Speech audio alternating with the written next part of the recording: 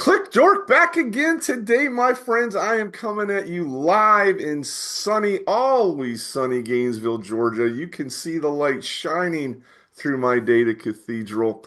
I am bringing you today Dork Cast episode 37, and I've called this one Going Mobile, baby, because we're going to get away from our desktop. You know, as a chief question officer, I'm constantly on the move. I've constantly got questions and I always want answers. You may as well. My guest today, my first guest is Christof Schwarz, and I've got to tell you, Christof, I think, is the chief fun officer, probably not just for his company, but for the world. If you follow Christof on LinkedIn, like I know you will if you're not already, you will see Christof just enjoys life. He's a great developer, don't get me wrong, but Christof clearly enjoys life.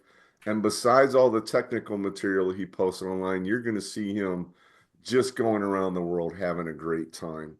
I know you're multitaskers. Feel free to reach out. Take a screenshot of these things so you can reach out while we're talking. My other guest today is Patrick Amatulli, and Patrick is the managing partner at DataBridge.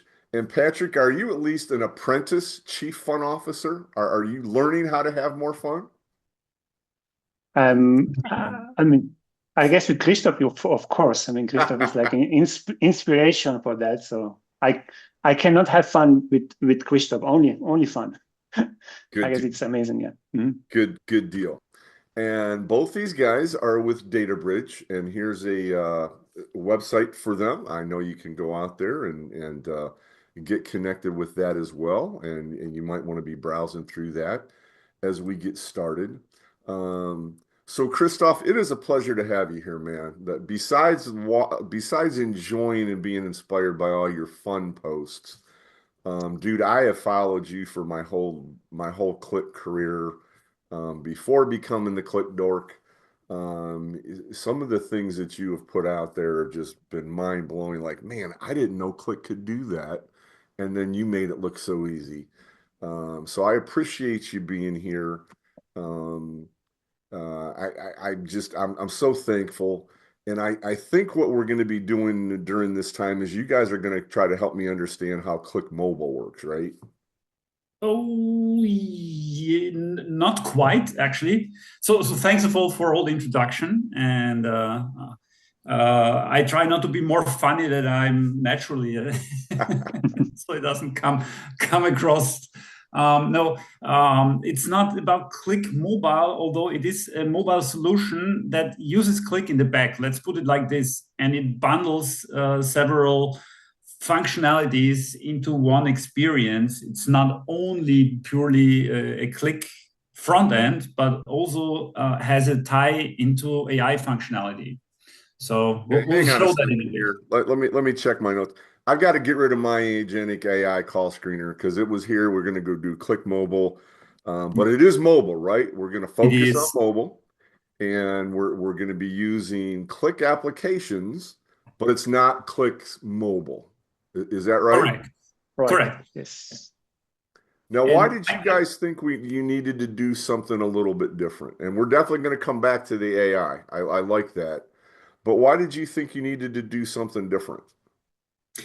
well, it's actually our one of our customers has tried with Qlik Mobile and also with a mashup solution that's ready on the market to to have a mobile experience for their executives, and they were not quite happy in terms of ease of use, the way how to can it be customized.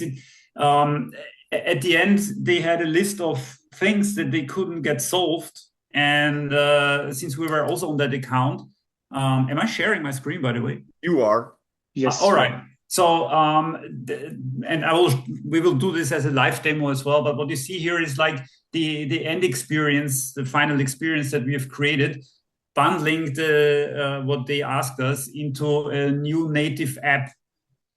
It is how to put it nicely. The reaction time, if you are simulating or wrapping a browser into a mobile app, it seems like sub-seconds and irrelevant, but at the end it does matter. Like a graph that is optimized for web put on the phone not necessarily gives the nicest experience. So, and ultimately what we have done here is to do the rendering ourselves.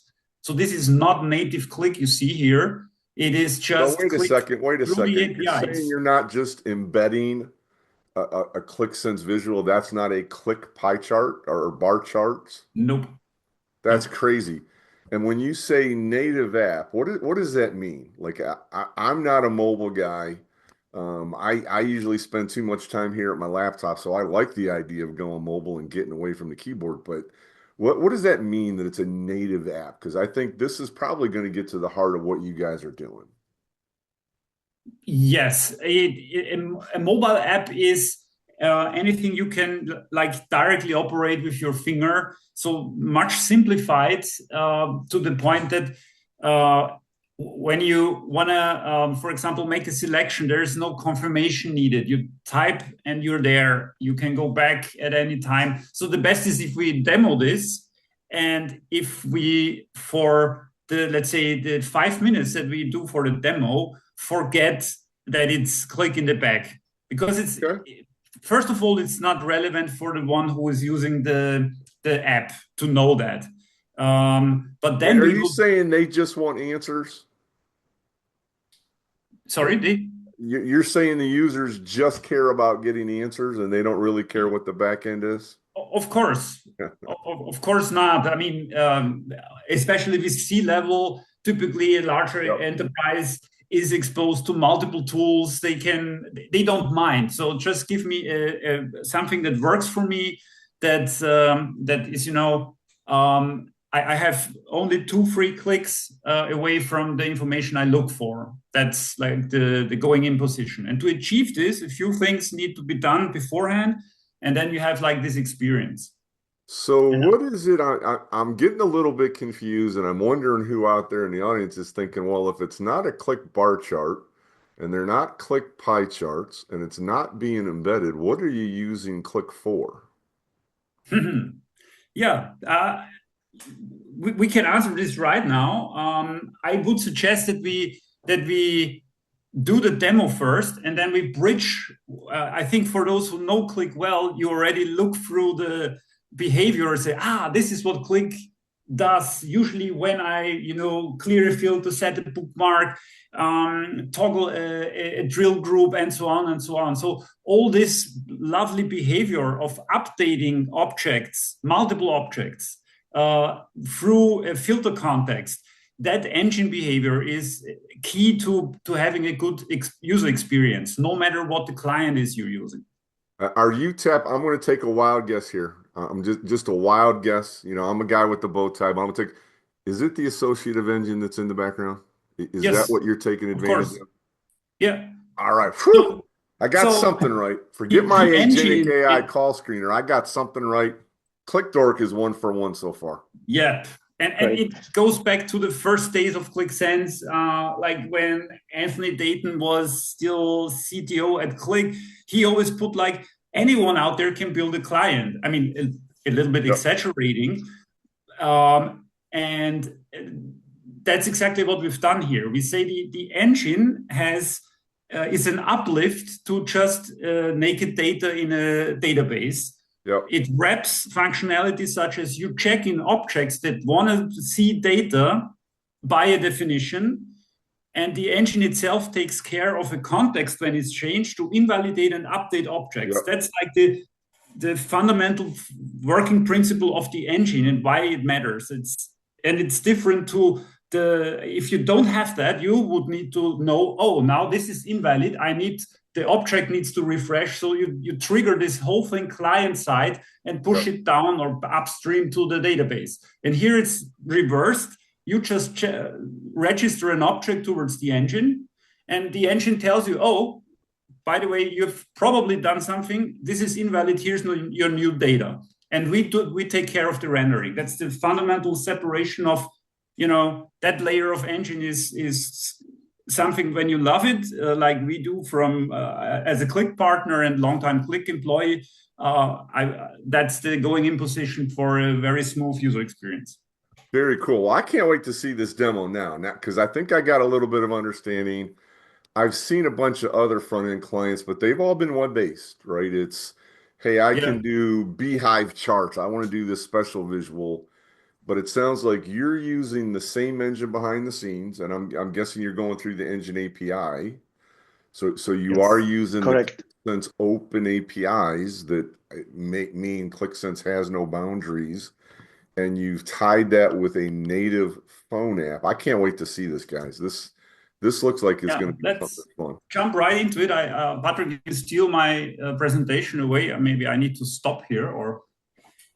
Yes, I will log in right now. Just give me 1 minute.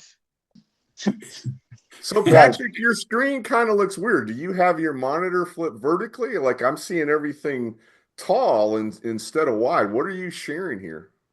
Yeah, I'm sharing my mobile phone. Oh man, I guess we're going mobile. We might as well be doing this from a phone Yes. then. Right. Yes, Oh yeah, correct. your battery. Yeah, make sure you stay charged up here, man. Yeah, I was charging it before our meeting. Okay, so maybe Christoph, you can take over. Yeah. I mean, I'll guide you, So right? from the application, we would log in to Qlik Cloud tenant in the back, whatever Okay. your tenant has as a identity provider configured. Will intercept this for a moment to log in, Okay. and when you started the first time, we're taking the user through an onboarding journey. We call it start your journey. And what Patrick, does just that mean? Like how do you take them on a journey? on a journey. Yeah, well, it like our highest principle was we don't want the user to make selections, make decisions, flip some chart properties before he gets to his preferred screen. So what we see here is a mix of setting variables, a bookmark, a default bookmark for the user, and making chart breakdown decisions that down the line will render the welcome screen for the user. So each user then that connects, they have their own settings. So you're personalizing it for Exactly. them and their mobile experience. That's really interesting. Exactly. I mean, the equivalent in Qlik would be a bookmark that's called automatically when you open a private bookmark, to speak, Yep, not an right. application Yep. bookmark. Yeah. But not only. So what you see here, for example, it asks for a breakdown. Are you interested in year to date or month to date? And let's go with year to date. And Huh. here, the breakdown, the preferred breakdown. Are you a product oriented, line manager or geographic? So that triggers later a chart dimension indirectly. Yep. Let's go on. Since we have selected geographics, we can set Nice. here the home or the base selection for the geography. And I mean, How complex can all these settings be? well, it shouldn't be too complex. You shouldn't be turned by making 10 decisions. But Okay. this sets an initial some selections that every time until Yeah. you want to change them, you open the app, are automatically applied. Nice. And by But creating it those can be automatically, then you're saving them some of the clicks that they might need. And if it's going to be things that they've got to do hundreds of times, you're saving them a lot of time doing that. Right. Yes. Look, and they yeah, got a certificate and everything. Oh, yeah. And man, everybody likes a congratulations. participation certificate. Yeah, what we're working on is that you can get a LinkedIn badge for having made your way through the onboarding experience and you can share with your friends. Yeah, I'm on Oh board. man, I want one of those. I want one of those. I'll be jealous. Yeah. It's so cool. Okay. So the next time we will open it, we will be right at this spot. And what you see is the result of the initial selections, because you can still change your mind, but Yep. bear in mind, a executive doesn't want to set 3-4 settings before he's where he wants to be. Right. Now, year to date is already set. We see also, like to give you some context, it's just some sales data that we anonymous sales data that we have here, and you can get the sales figures based in a geographic breakdown or product Yep. breakdown. And since we have decided to look into geography and set APAC as the default, that's on the lower part already preset. That's neat. And I was a little bit worried. I was like, ooh, man, how am I going to broach this once they've made the settings? What if they want to change? It looks like Yeah, that was it. you It can really is like restart. a typical Qlik bookmark. It's just a filter choice. It looks like they can easily tap and change. But if you've got Yeah. several settings, it might as well already be done for you automatically. This is cool. You can always restart and change the initial settings, so this onboarding can be repeated at any time you want. Okay. So let's look a little bit, for example, from top to down. Here we see actuals versus F2. That's like a forecast version that Okay. we've Yep. loaded. That can be changed. That you see, okay, how do you compare against forecast one and so on, whatever data you have. Wow. Yep. And also here at the top, there's a toggle. So from this bar chart to go to a bar chart and a time trend. Yep. There's Wow. also a possibility to look at the accumulated numbers and a nice legend to be that you can read. And at any time you click in some of these axes, you're Yep. making a selection. So let's like maybe look at the lower part. Wow. It's hard on the mobile phone. You don't see the finger of Patrick where he's over. So South Korea just appears very surprisingly. Let's maximize this bar chart for a moment, maybe, and drill this up and down so we see the immediate response of the system. Okay. Yeah. Okay, so I removed the selection right now, so we can maybe navigate into the North America. Wow. Yes. And So then we can drop drill down down to the dimensions countries. too. Yeah, and it looked, yeah, I like that ability to just click it and move on. Yes. Correct.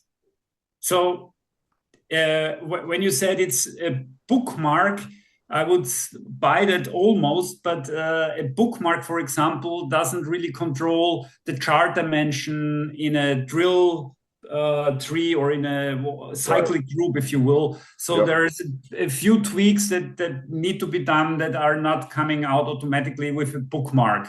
Gotcha. And which makes also user experience for I like that interface with the different chart images.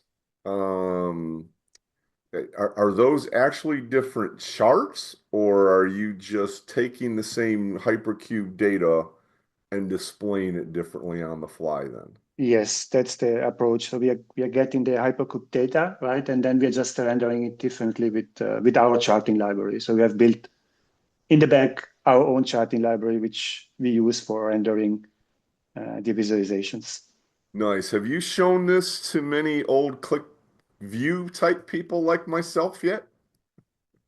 Because I bet they love that top style chart where you could just flip chart types. yeah. The Nice. chart types, it's pretty much this, yes. Right. That's so cool.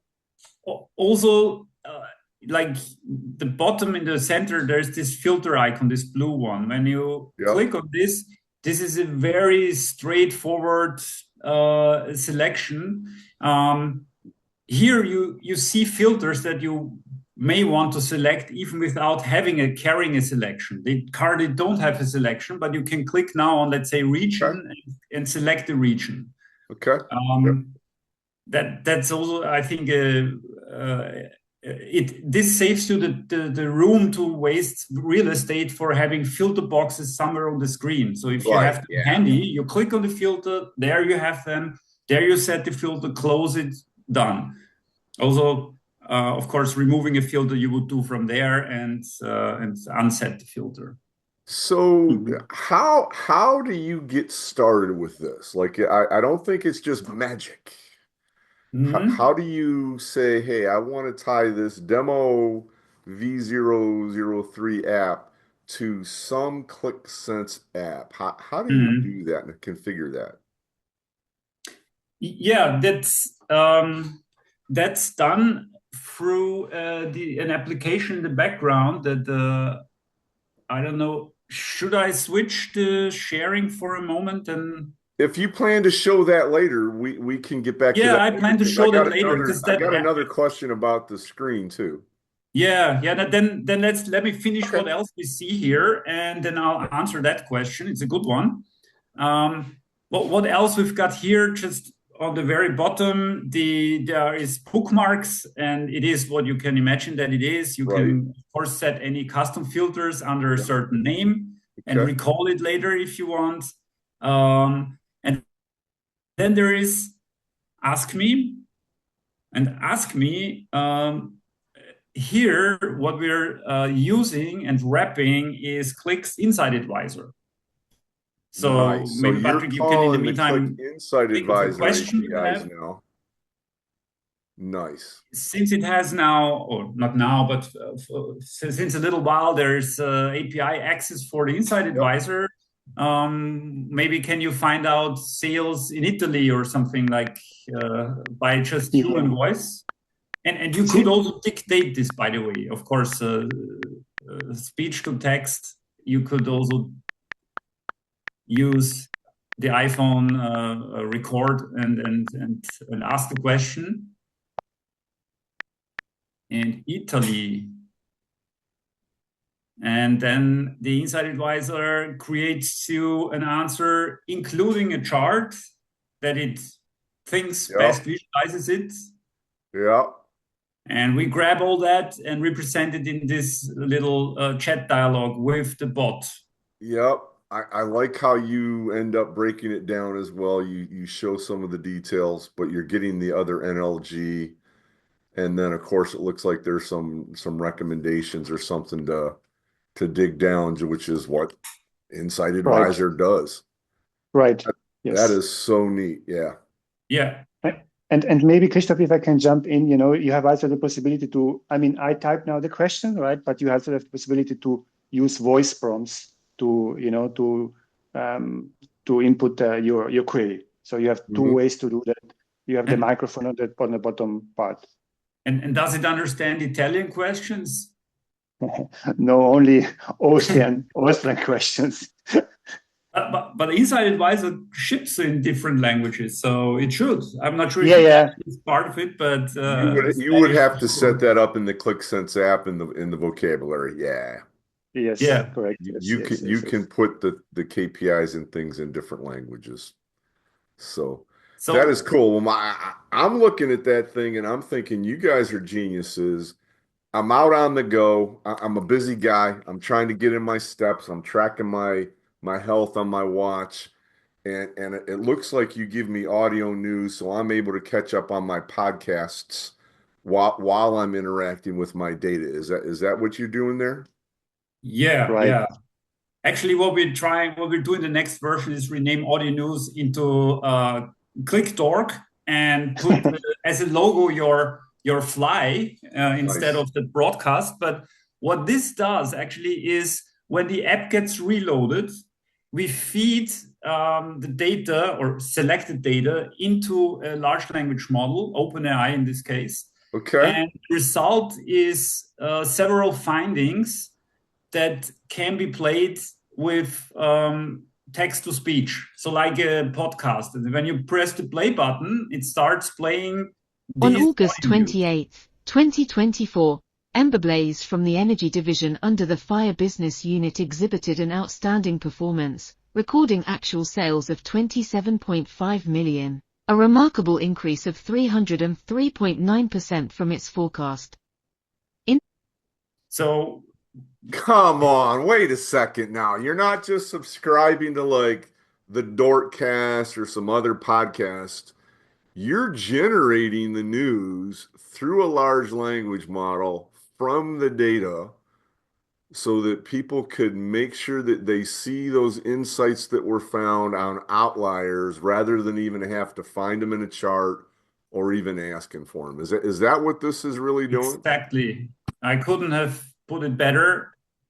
And that's exactly the power of AI on top of BI to like you it it traverses the data and finds uh, remarkable things, and that can be either large growth, large decline, or like moderate changes. And this is what you see here in the upper part, where it says positive, neutral, and negative. Negative is considered everything that has a drop.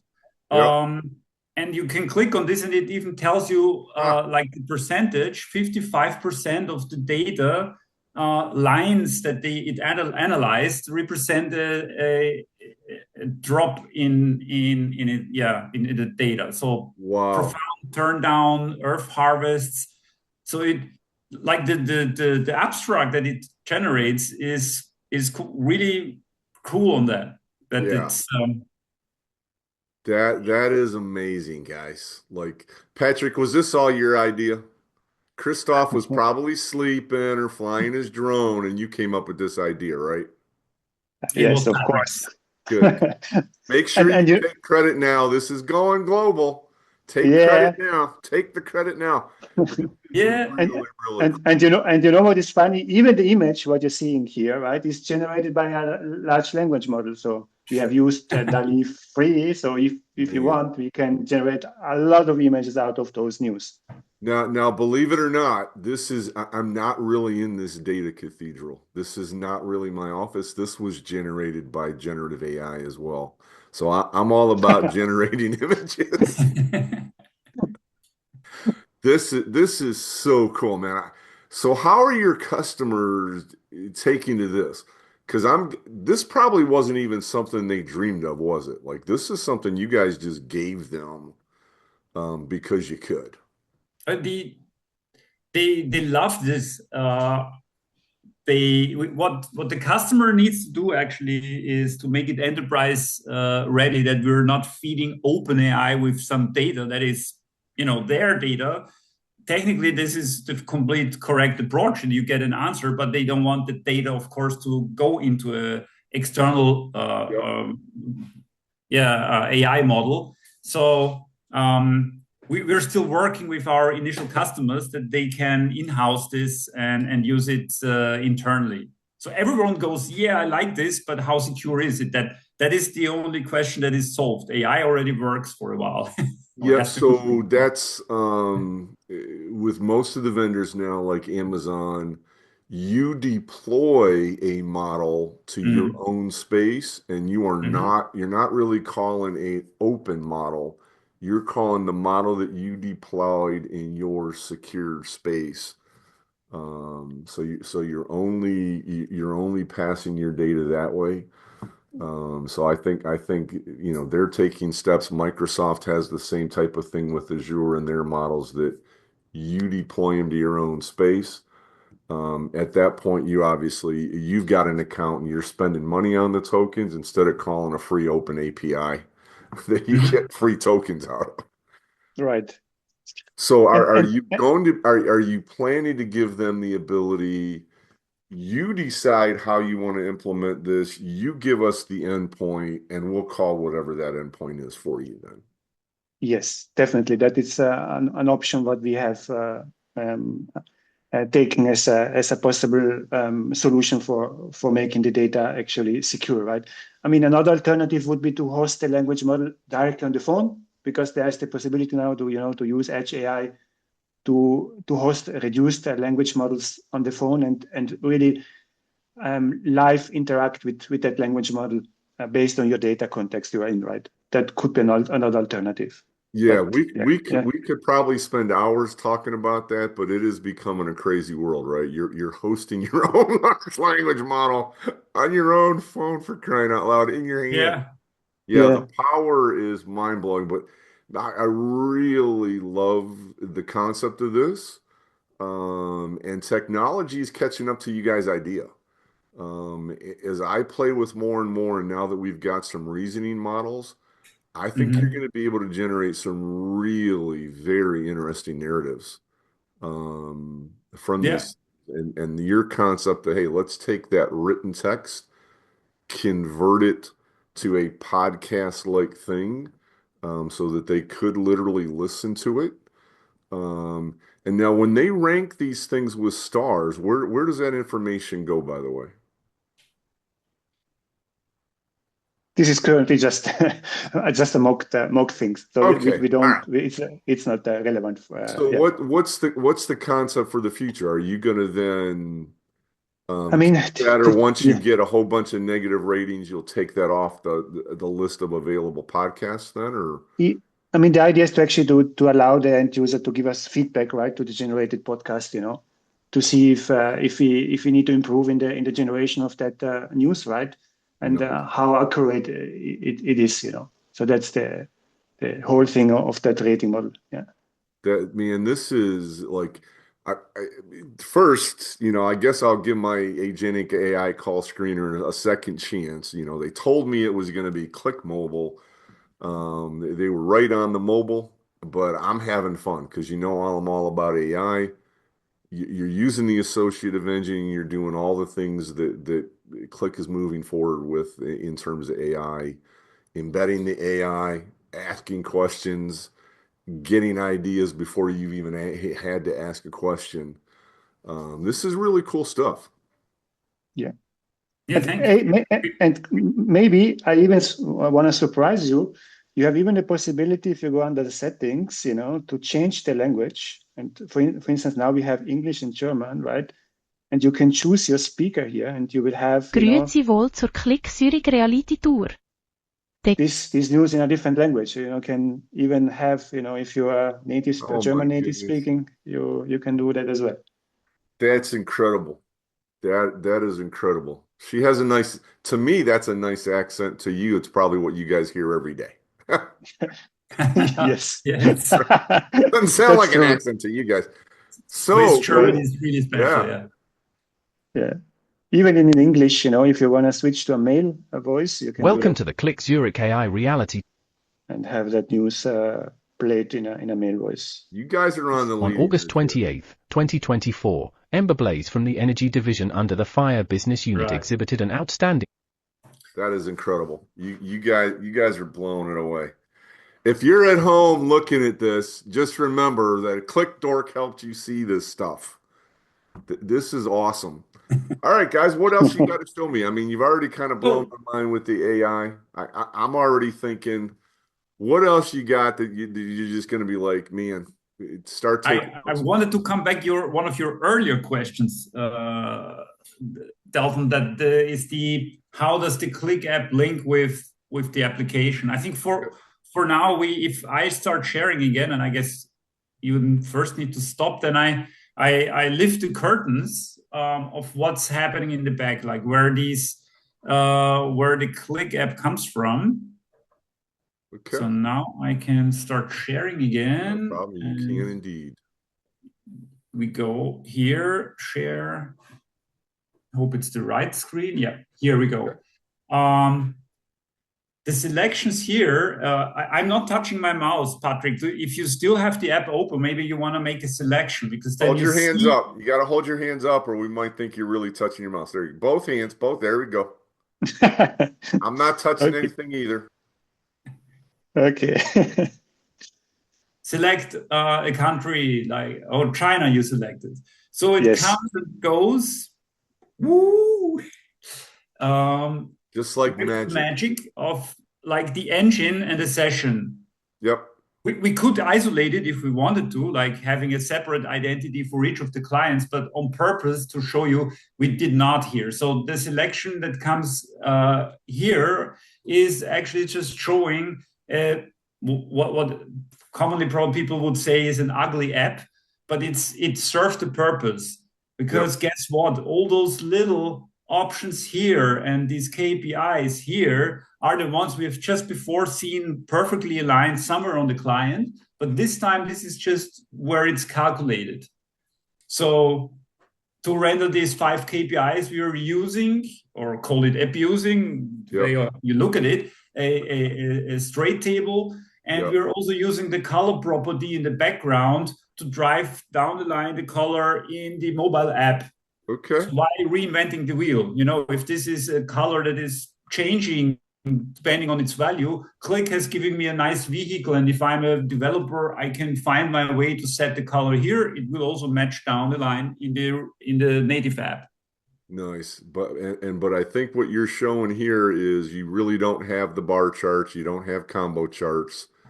You really just have the hypercubes and tables, and Yeah, that data gets surfaced through your renderer, right? exactly. Yes. Yep. There's an object behind for each chart. There is an object that it's, not to go completely abstract. That is, I think, too much of technique. If you create the hypercube from scratch, you could do that. You could say, okay, create me a hypercube on X, Y, Z. Here's my dims, my measures.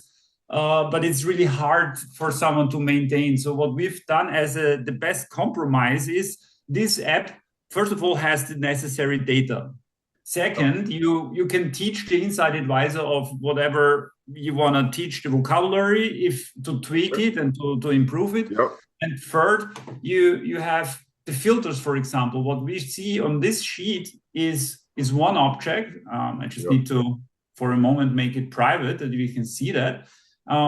So then now I edit this, and this object here is the filter that we are showing. And if I want another field here, I don't need to go through a complex JSON definition and send it against the engine API. I'm doing this or selected the same again. I did that here in a nice user-friendly way. Yeah. And now with that alone, the app refreshes and shows another field in the filter box. Nice. Now, the other thing I want to come back because we skipped it and my brain just keeps coming back. By going through a real Qlik Sense app session, you're logged in as the user. So you're getting any section access that may be in that application. When Christof goes into his mobile app, he may see different sets of data than Patrick has access to, or at least rows and columns, right? Right. Of course. Yes. Yeah. So I think that is important. If you're out there, that security that you know and love with section access, whether you I should say and you love having the security, you might not love setting it up or fearing in the old days of getting locked out with it. But if you set those things up, this is going to take full advantage of that behind the scenes, and you guys aren't having to reinvent the wheel with security either. Yeah. Right. Nice. So that was the purpose of the whole thing. So we don't want to define anything on the mobile app, but we inherit all the capabilities of Qlik on the mobile app. Yeah. So that is awesome. Yeah. It makes total sense. Makes total sense. And you've actually got a table here called onboarding that allows you to control your onboarding steps. Right. Yeah. Correct. Yes. Correct. So let's say that I had 2, 3, 5, 100 different mobile apps. I just basically need to copy some template, and then maybe my data in the system is completely different. Correct. That's the approach. Yeah. That is cool. And even the labels and the theming part, Christof, maybe you can show that. We have a sheet for that, right? So if you want to change colors or you want to customize the labels, we can do that, So if everything is propagated. You're letting us, yeah. Very cool.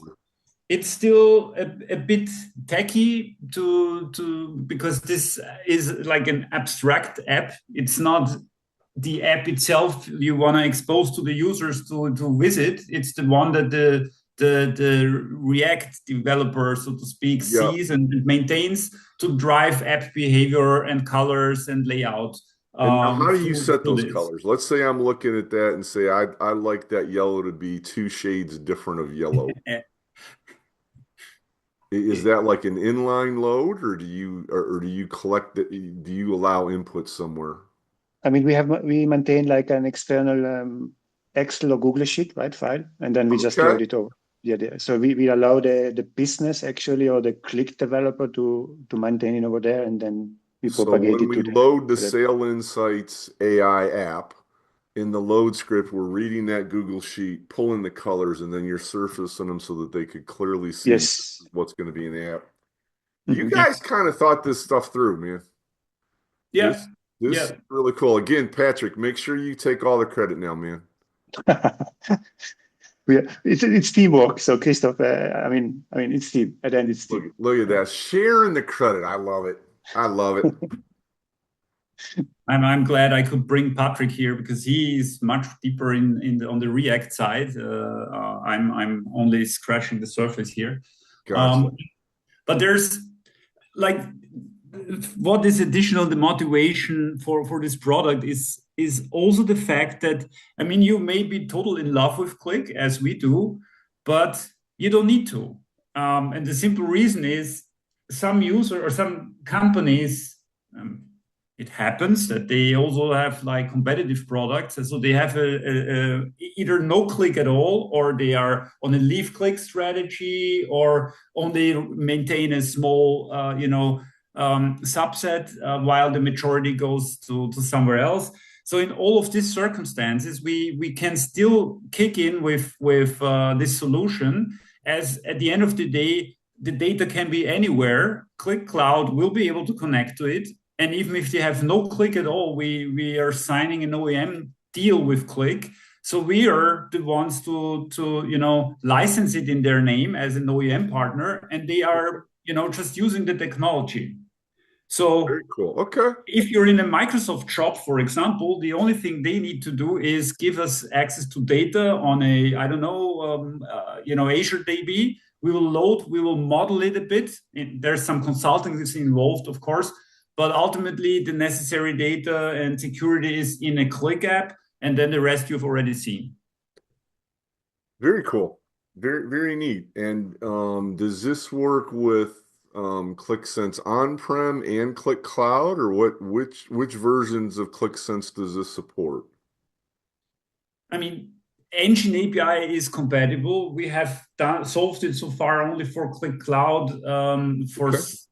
But I mean, if there's a good reason for an on-prem customer, I'm sure we can do that as well. Gotcha. I think most are trying to move anyway. But yeah, so this is definitely your SaaS ready. If somebody out there saying, hey,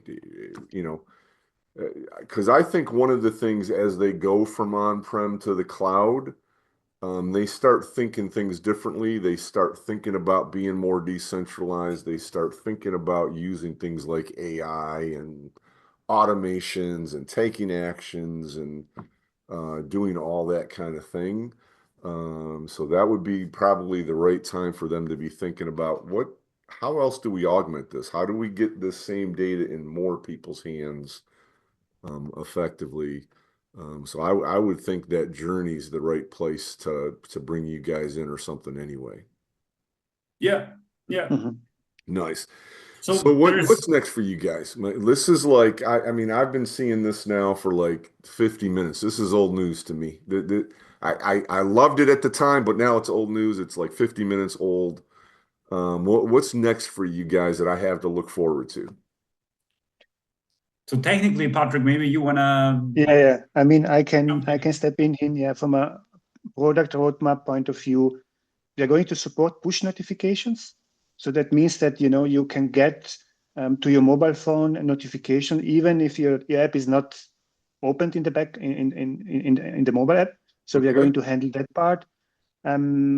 Addition, of course, we are going to extend AI features. As I said before, maybe to use Edge AI to host the language models on the mobile phone.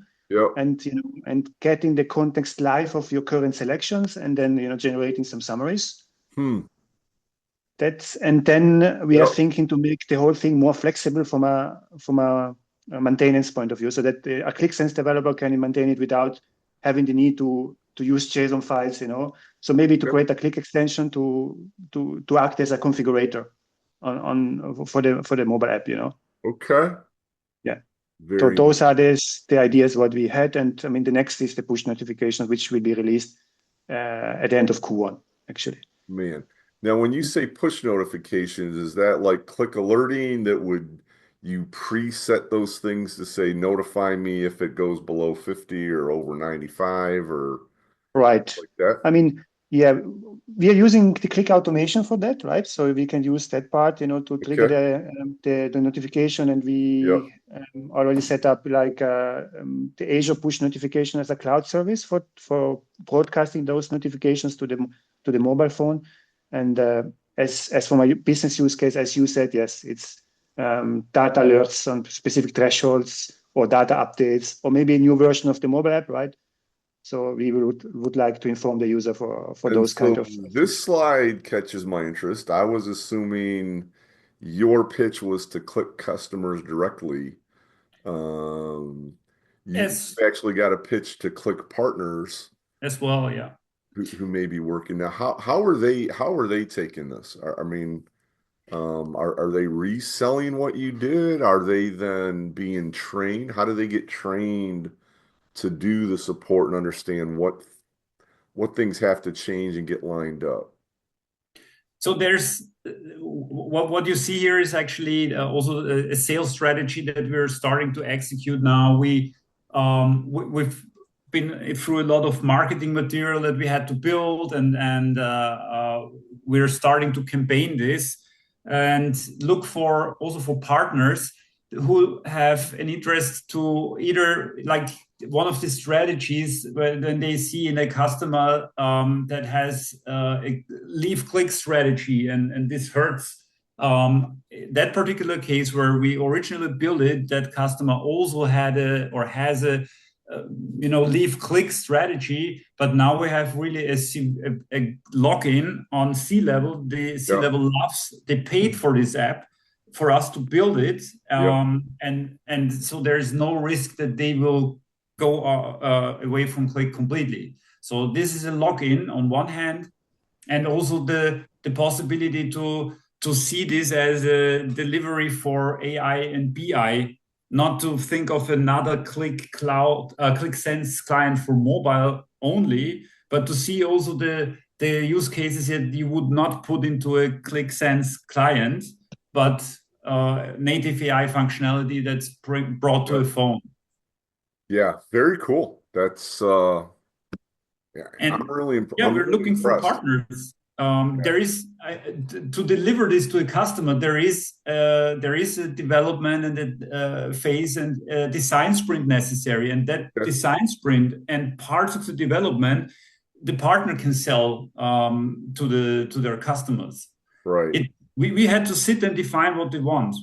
I mean, it's literally as simple as that. It's we've defined all the screens you've seen, from what needs to be on the onboarding until what sheets do you want to have translated on that mobile app. Someone needs to sit and define with the customer, and it's not us. We don't want to steal that job away from a partner who has a good relationship with their customers. They can do that, and in an inner relation, we can help the partner to bring this to deliver this mobile app, and then they are the interface to their customers.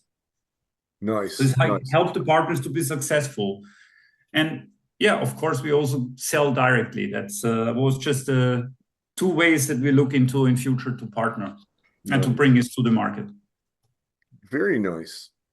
Any other slides you have to show me, or Yeah, this one. okay. Thank you. Nice. There isn't. We even have a coffee mug. You've in our novelty shop. You got DB swag. I love it. I love it. I need to get this shipped to you, Dalton. Yeah. Are you going to be at Qlik Connect by chance this year? Yes. Fantastic. I will. So not only can they reach out to you on the website, check the stuff out, partners, while you're at Qlik Connect, make sure you go to the DataBridge booth and check that out and see how you might be able to get that out there. Why don't you go ahead and stop sharing your screen, and we can just wrap up talking. Right. So I appreciate you guys being here and giving me so much time. I know that my segments are longer than the typical. Well, let's do a quick marketing pitch in 10 minutes. Because I love to see the technical behind the scenes to really understand it. Because my feeling is always you got to understand it in order to trust it. And this stuff is rock solid. Um, Patrick, Thank you. any last words from you? Sorry, I did not get the question. Tom Any what? last Last- words from you? Something you're like your mind is saying, I should have said this an hour ago. Honestly, I'm not. I don't have something in my mind right now. Okay, Yeah. good. Well, thank you for being on. And how about you, Christof? If it wasn't said by now, it probably wasn't important. All right, then we'll jump back to my intro. What is your next planned vacation or place that you plan to go to have fun? Orlando, actually, in my particular case. So my daughter will be competing for Team Austria at the cheerleading World Championships in Orlando. And there's also a Ooh. software conference after that I heard where the green logo is meeting. I'm talking about Qlik Connect. So I can probably combine both for an extended holiday and stay in Florida for 2 weeks and enjoy both. Dude, that is fantastic. Well, you'll definitely get a tan, man. If it's late April and May, you're going to get a tan in Orlando then. So make sure you bring some sunscreen. Sun cream, yeah. Yeah. Sun cream. So for everybody else out there, I hope you enjoyed this.